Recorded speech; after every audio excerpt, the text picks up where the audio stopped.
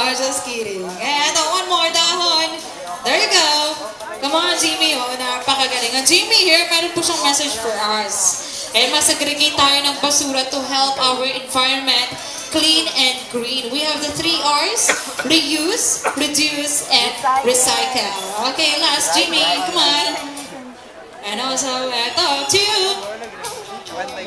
Non-biodegradable. And guys, once again, palakpakan naman po siya para kay Jimmy, our sulfur president. Do you want more? Do you want more, guys? And moving on to our next ambassador this afternoon, eto,